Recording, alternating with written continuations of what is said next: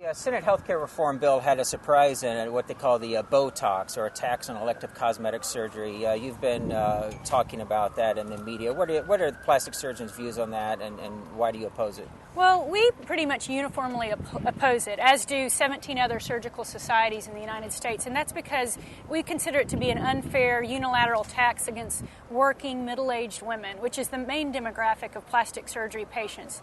90% of cosmetic plastic surgery patients are women seeking self-improvement, and we consider it to be a little unfair and discriminatory to tax them. And most of our studies show that the average income for those people seeking treatments are between $30,000 to $90,000. So this is not a tax on the rich Republican housewives or anything like that.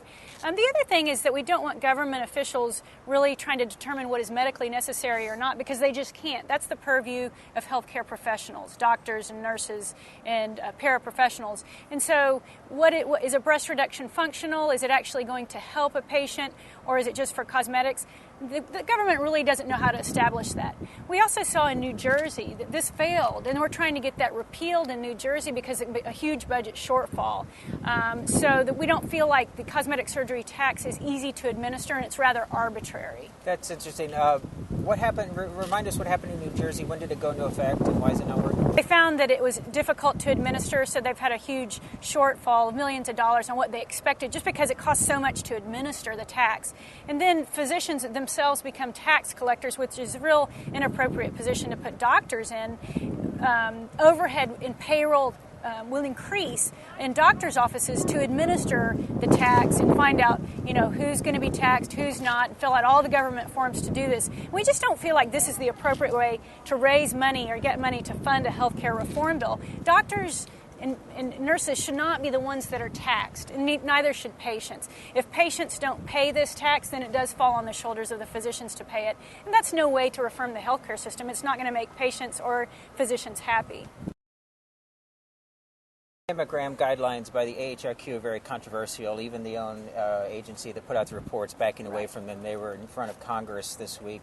Do you know much about the methodology behind that? Did they look at meta-analysis of data? Do you think there was a properly conducted study? Was cost factored into it, even though they say that cost was not part of it? What do you know about that? Well, I do know the Preventative Task Force did an analysis, and they're under a lot of fire right now because they basically came up with a blanket statement that people under 50 years old, unless you had a family history of breast cancer or genetic test positive for breast cancer, should not have screening mammography. And we know women age 40 to 50 benefit from that. A lot of women are saved by screening mammography in that age range. And so we really feel like this was kind of a cost analysis type recommendation, and that's a very dangerous, slippery slope to fall down when we're making recommendations, of comparative effectiveness.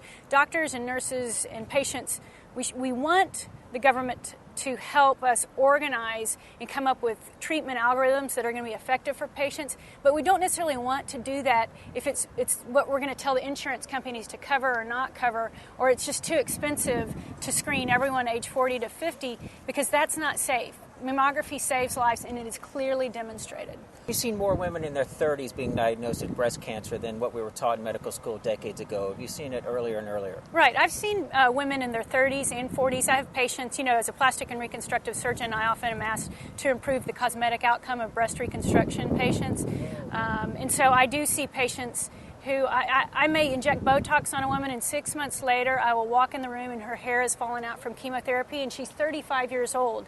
And can you imagine she would be dead if she did not get screening and imaging tests in the timeline and get that treated appropriately and do what the U.S. Preventative Task Force is recommending. So I feel like we are seeing it earlier because of screening has increased. Digital mammography has improved the level of what we can see and detect on mammography. So all is not lost. We just need to improve our current algorithms, and we have improvements in imaging techniques too.